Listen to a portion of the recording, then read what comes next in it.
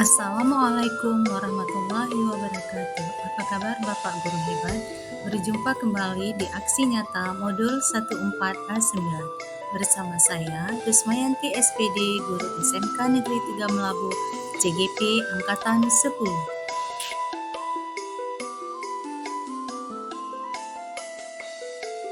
Sebelum melakukan diseminasi, terlebih dahulu saya membuat rancangan tindakan, yaitu yang pertama melihat dulu latar belakang.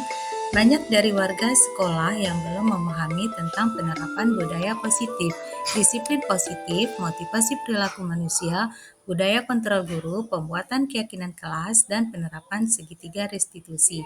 Diharapkan jika seluruh konsep inti tersebut dipahami oleh seluruh warga sekolah, maka akan terbangun budaya positif di sekolah. Sebelum melakukan diseminasi. Assalamualaikum warahmatullahi wabarakatuh. Waalaikumsalam. Syukur alhamdulillah, marilah sama-sama kita panjatkan kehadiran Allah Subhanahu wa taala karena pada pagi yang berbahagia ini kita masih diberi kesehatan, kesempatan untuk bisa mengikuti acara ini. Salawat beriman salam tak lupa pula kita sanjungkan ke pangkuan alam Nabi besar Muhammad SAW. Yang kami hormati Bapak Kepala Sekolah atau mewakili para waka, dewan guru serta ibu bapak yang telah hadir di tempat yang berbahagia ini. Terima kasih kepada ibu-ibu semua yang telah meluangkan waktu untuk mengikuti acara diseminasi kami, yaitu modul 1 tentang budaya positif. Saya Rusmayanti SPD, Guru SMK Negeri 3 Melabuh, sudah menyelesaikan satu modul dan hari ini kami akan mendiseminasikan, menyebarkan pemahaman tentang budaya positif kepada Bapak Ibu semua. Baik, next. Nah, di sini di modul ini itu ada beberapa sub tema, ada perubahan paradigma belajar, motivasi perilaku manusia, disiplin positif, posisi kontrol guru, nilai-nilai kebajikan, keyakinan kelas, kebutuhan dasar manusia, serta segitiga restitusi. Next. Nah, di sini pembelajaran dengan paradigma baru. Pembelajaran dengan paradigma baru itu dirancang berdasarkan prinsip pembelajaran berdiferensiasi. Selama ini mungkin kita hanya tahu bahwa berdiferensiasi itu hanya di teori saja. Tetapi ternyata untuk mengklasifikasi psikologi anak terlebih dahulu itu kita juga harus melakukan diferensiasi. Tujuannya apa? Supaya terwujudnya profil pelajar Pancasila. Tentunya Bapak Ibu masih ingat ada berapa dimensi profil pelajar Pancasila kita? Ada 6 dimensi. Apa saja? Ya, salah satunya ada kreatif, gotong royong, mandiri, bernalar kritis, beriman kepada Tuhan Yang Maha Esa, dan berkebinekaan global. Nah, tentu sesuai dengan kita SMK ini, nilai mandiri otomatis itu harus ada. Anak-anak harus mandiri, karena kita di sini dituntut skill. Mandiri itu bisa mandiri dalam mengimplementasikan skillnya dia. Misalnya dari busana, mereka harus mandiri men-searching model-model terbaru atau yang dari Boga, resep-resep terbaru dan sebagainya. Terus kreatif dalam mengembangkan skill yang sudah dia miliki serta inovatif dan sebagainya. Next. Nah, ini adalah miskonsepsi tentang teori kontrol. Ilusi guru mengontrol murid, ilusi bahwa semua penguatan positif efektif dan bermanfaat. Ilusi bahwa kritik dan membuat rasa bersalah mampu menguatkan karakter. Ilusi bahwa orang dewasa berhak memaksa. Padahal pada kenyataannya kita tidak bisa memaksa seseorang. Next. Nah, di sini ada mengubah paradigma stimulus respon ke pendekatan teori kontrol. Di stimulus respon, kita beranggapan realitas kebutuhan kita sama. Padahal kenyataannya di teori kontrol, kebutuhan kita berbeda.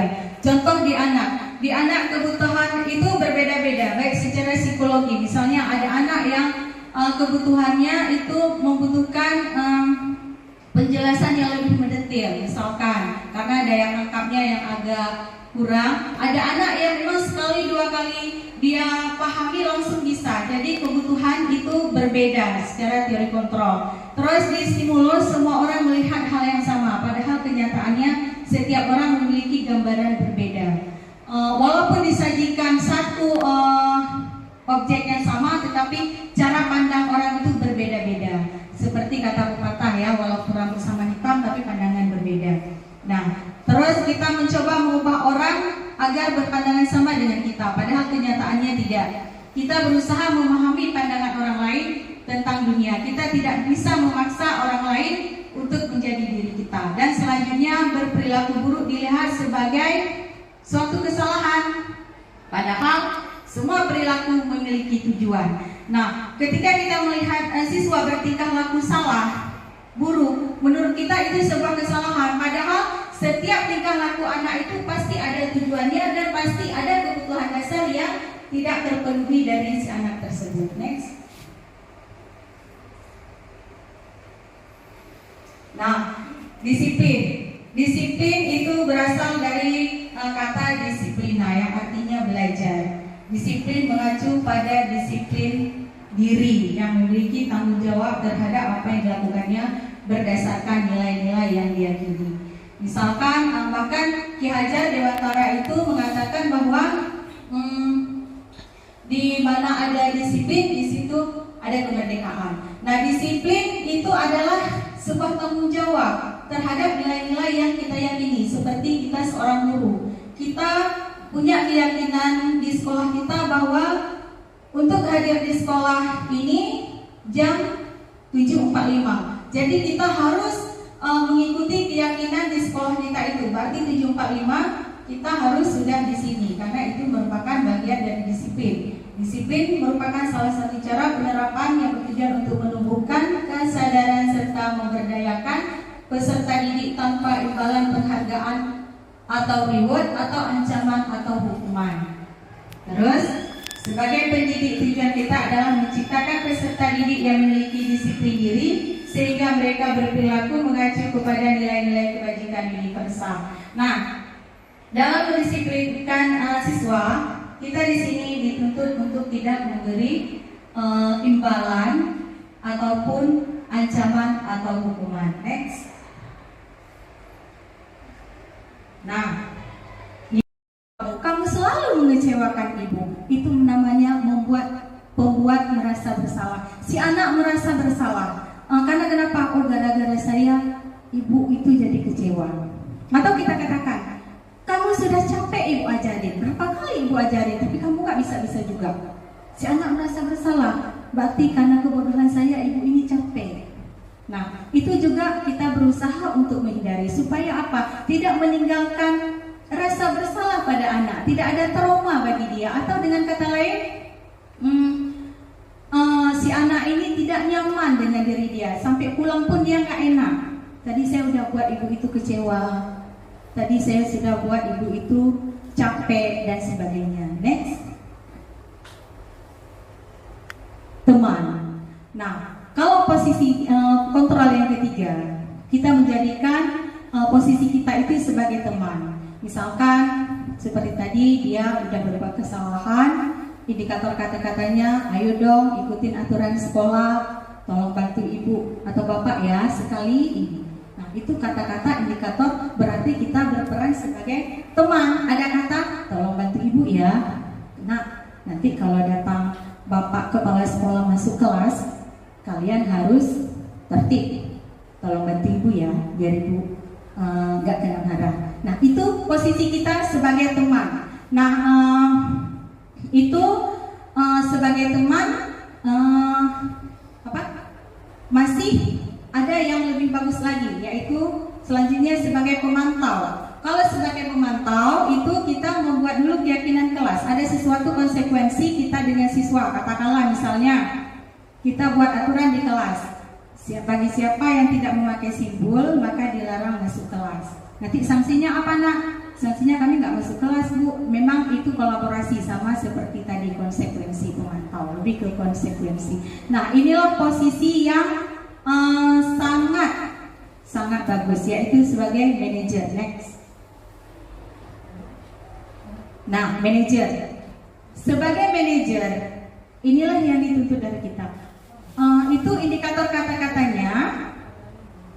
Di manajer ini lebih menekankan kolaborasi anak dengan guru. Misalkan anak berbuat salah, dia berkelahi, lalu menarik baju kawannya dan kancingnya copot misalnya. Nah, setelah itu kita panggil, kita tanyakan kenapa kamu berbuat demikian. Terus kita tanya solusi sama dia. Sekarang kancing baju dia copot, bagaimana solusinya?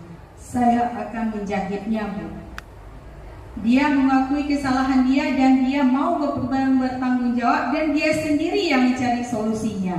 Nah, itu posisi manajer. Next. Nah, tadi kan sudah belajar 5 posisi kontrol tadi. Kalau misalkan ini indikator kata-katanya, apa rencanamu untuk menyelesaikan masalah ini? Kira-kira ini masuk posisi kontrol yang mana? Apakah manajer sebagai teman, atau penghukum, atau pemantau, atau pembuat merasa bersalah? Ya? Iya, karena di sini dia berusaha menyelesaikan masalah, inilah yang dituntut dari kita. Dia sendiri yang akan mencari solusinya dan kita hanya mengarahkan saja dan mengevaluasinya. Next. Kalau ini indikatornya, ayolah lakukan demi Bapak Ibu ya, sekali ini aja. Kira-kira ini sebagai apa? Sebagai teman. Nah, selanjutnya. Nah, kamu tidak pernah mendapat nilai jika tidak mengerjakan tugas ini. Otomatis kamu harus kerjakan. Ini posisi sebagai apa? Iya, sebagai apa? Pemantau, punya konsekuensi tadi kan. Kalau nggak kerjakan berarti nggak ada nilai kan? Iya, berarti ibu-ibu sudah alhamdulillah sangat paham ya.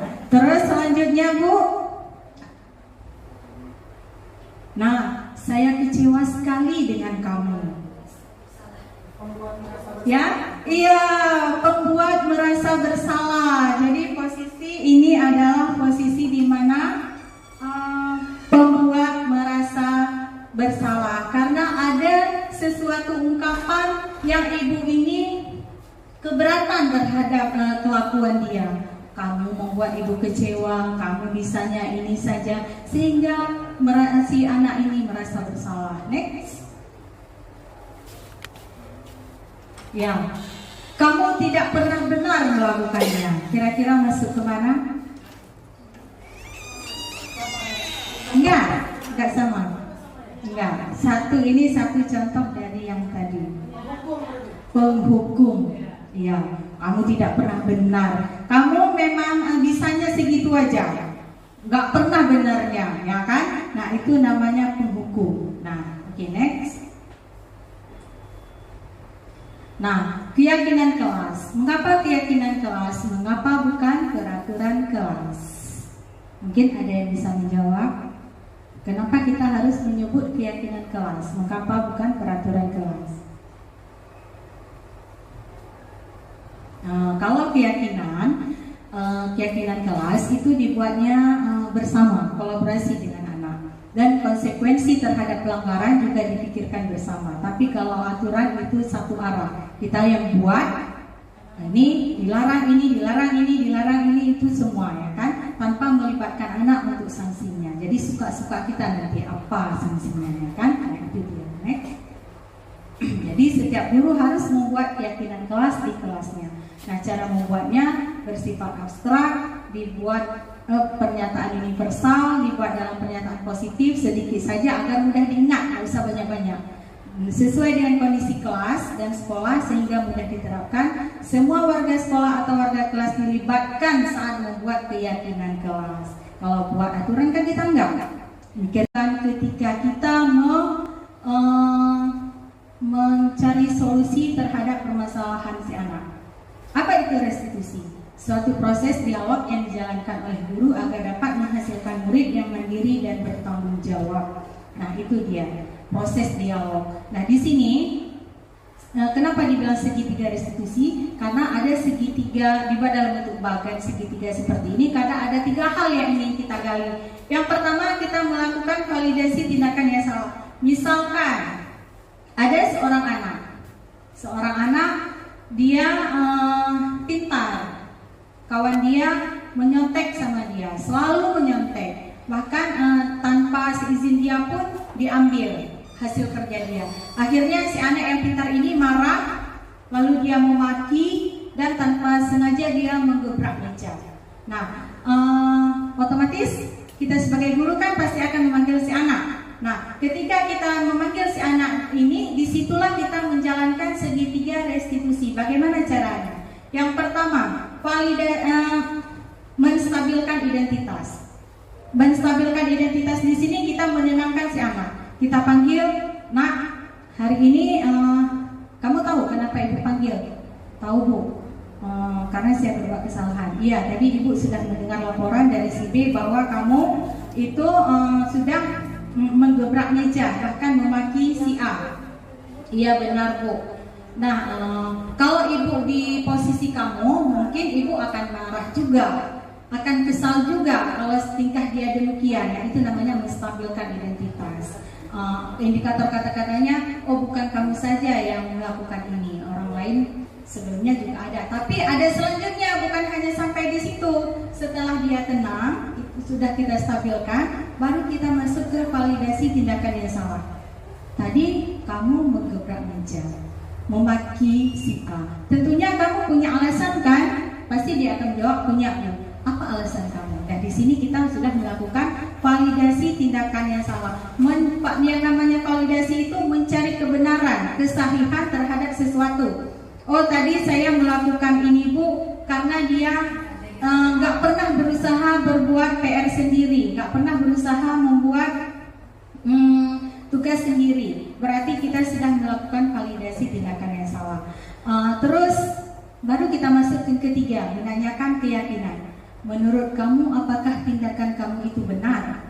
"Salah, Bu." "Kalau salah, kira-kira keyakinan apa yang sudah kamu langgar?"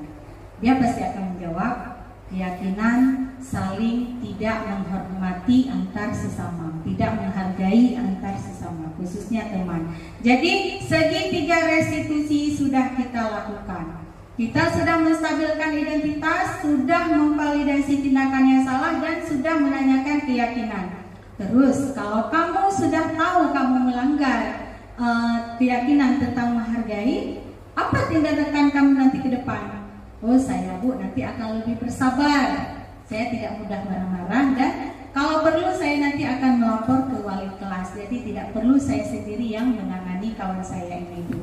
Nah, itu kita sudah melakukan penanganan segitiga restitusi terhadap anak. Jadi kalau ada anak nanti kita di piket ada yang salah atau di kelas ada yang salah, kalau bisa kita menyerapkannya dengan segitiga restitusi. Terus next. Nah, menstabilkan identitas, ini kata-katanya, Bu, yang di kotak pink itu kita tergantung keadaan sikon anak berbuat salah apa, kita bisa mengatakan berbuat salah itu wajar, tapi apa, ada lagi sambungannya. Tidak ada manusia yang sempurna. Jadi dengan indikator kata-kata yang di dalam kotak pink itu, otomatis kita sudah melakukan stabilitas identitas, menstabilkan anak terlebih dahulu. Terus next. Yang kedua, indikator kata-kata yang salah seperti yang saya ceritakan tadi, kamu pasti punya alasan melakukan hal itu, salah satunya.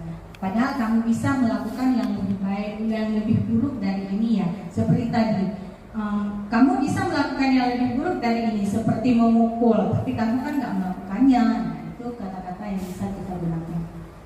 Next. Menanyakan keyakinan kelas, seperti yang kasus tadi, keyakinan kelas mana yang sudah dilanggar. Ini tentu setiap guru punya keyakinan kelas sendiri masing-masing. Kalau bukan wali kelas, bisa juga membuat keyakinan kelas dengan mata pelajarannya sendiri ketika masuk kelas tersebut. Oke, next. Nah, itu dia bentuk. Sekian dari kami.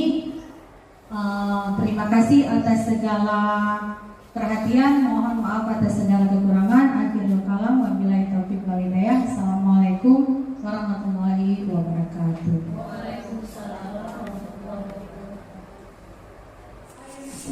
Kalian bisa menguangkan ide-ide kalian untuk yang tidak kelas kita, apakah itu mengenai sikap atau aturan ketika kita sedang melakukan pembelajaran ataupun di luar pembelajaran, misalkan jaminan kelas kita dilarang makan atau tidak boleh makan selama pembelajaran tersebut. Ngerti kan? Oke, silakan ditulis di sini, ditempelkan di halaman tulis.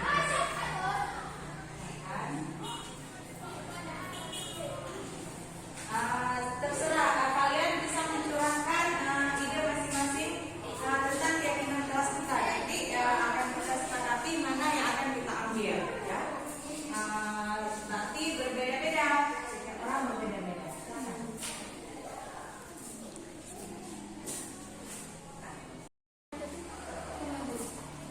Oke, udah selesai. Sudah ya, Cynthia sudah. Silakan Cynthia menempelkan apa yang sudah Cynthia curahkan di ya langsung. Oke, silakan siapa lagi ada siap? Miranda, Cynthia. Di sini. Oke, sini saja. Oke, lagi. Yang sudah selesai.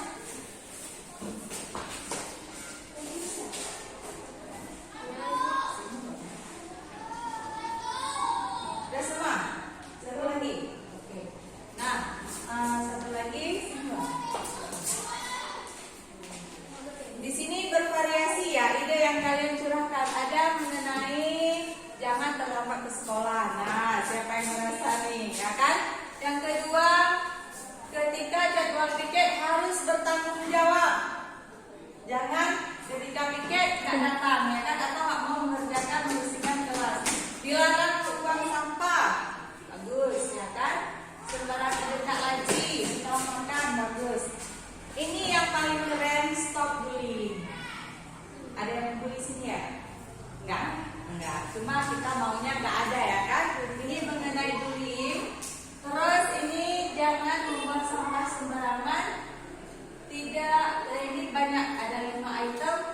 Alhamdulillah kalian sudah mencurahkan ide-ide kalian yang akan kita jadikan keyakinan kelas kita. Nah, nanti kita akan susun kata-katanya menjadi satu apa? Keyakinan kelas kita. Oke, terima kasih atas curahan ide-ide kalian untuk keyakinan kelas kita. Laporan dari Amel bahwa Icet marah-marah di kelas dan maki Amel bahkan tanpa sengaja membongkar meja. Bagaimana perasaan Icet pada saat itu? Saya kesal Bu, karena kami tidak pernah berusaha membuat tugasnya dan saya menuntut pada semua. Oh demikian. Kalau ibu mungkin di posisi Icet, mungkin ibu akan akan merasakan hal yang sama juga, kesal dan marah. Tapi walaupun demikian, kan ada tindakan lain yang lebih efektif yang harus kita lakukan. Mengapa Icet sampai menggebrak meja dan memaki Amel? Karena saya terlalu terbawa emosi, kami sudah kesal melihat dia selalu menuntut setiap ada tugas selalu menyebabkan berusaha sendiri. Baik. Nah, menurut Icet, apakah tindakan Icet itu benar? Tidak ya, berarti Icet telah melanggar satu keyakinan kelas kita. Keyakinan kelas apa yang sudah Icet langgar? Kalau seingat Icet. Keyakinan tidak menghargai teman sesama. Benar, berarti Icet tidak menghargai antar sesama, khususnya teman sendiri. Nah, untuk ke depan, kalau Amel masih berbuat demikian, apa tindakan yang akan Icet lakukan? Saya akan lebih bersabar dan emosi lebih apa itu kalau sudah terlalu saya akan melakukan kelas. Benar, nah itu adalah tindakan yang lebih efektif, lebih bersabar, dan kalaupun masih juga berarti Icet harus melaporkan kepada wali kelas. Baik, terima kasih. Silakan kembali.